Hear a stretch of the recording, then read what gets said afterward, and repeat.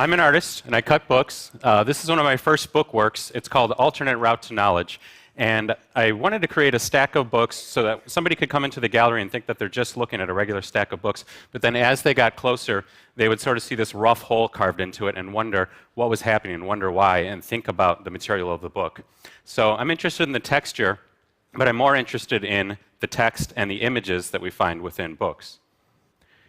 In most of my work, what I do is I seal the edges of a book with a thick varnish, so it's creating sort of a skin on the outside of the book. So it becomes a solid material, but then the pages inside are still loose.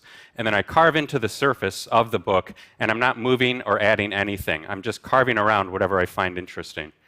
So everything you see within the finished piece is exactly where it was in the book before I began. I think of my work as sort of a remix in a way, because I'm working with somebody else's material in the same way that a DJ might be working with somebody else's music. This was a book of Raphael paintings, the Renaissance artist, and by sort of taking his work and remixing it, carving into it, I'm sort of making it into something that's more new and more contemporary. I'm thinking also about breaking out of the box of the traditional book and pushing that linear format and try to push the structure of the book itself, so that the book can become fully sculptural. I'm using clamps and ropes and all sorts of materials, weights, in order to hold things in place before I varnish so that I can push the form before I begin, so that something like this can become a piece like this, which is just made from a single dictionary. Or something like this can become a piece like this. Or something like this, which who knows what that's going to be or why that's in my studio, will become a piece like this. So I think one of the reasons people are disturbed by destroying books, people don't want to rip books, and nobody really wants to throw away a book, is that we think about books as living things. We think about them as a body.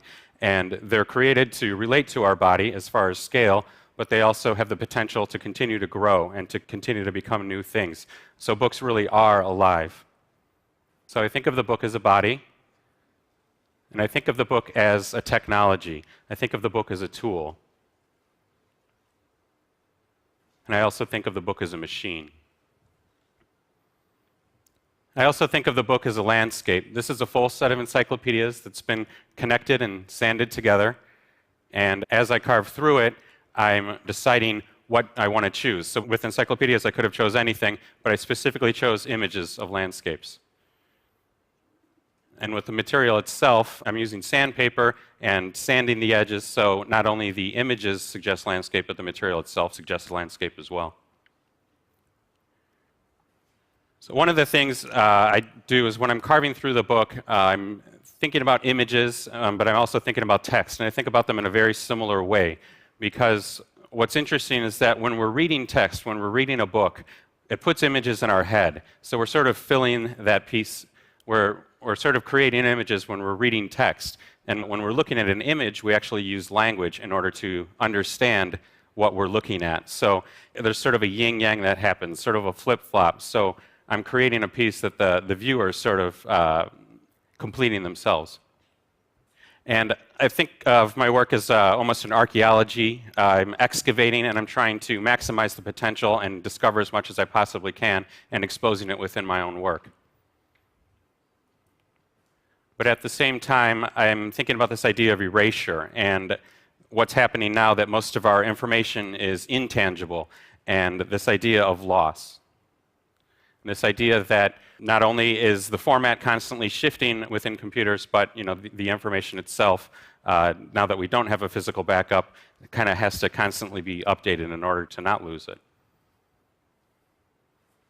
And I have several dictionaries in my own studio, and I do use a computer every day, and if I need to look up a word, I'll go on the computer, because I can go directly and instantly to what I'm looking up. I think that the book was never really the right format for nonlinear information, which is why we're seeing reference books becoming the first to be endangered or extinct.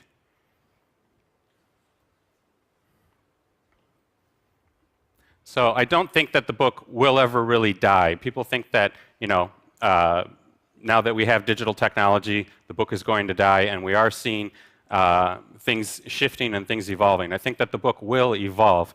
And just like people said painting would die when photography and printmaking became everyday materials, but what it really allowed painting to do was it allowed painting to quit its day job.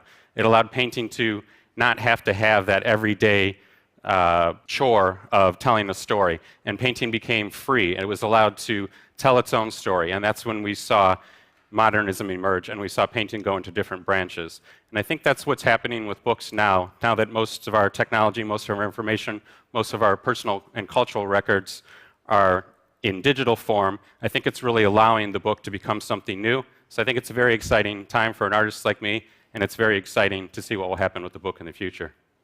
Thank you.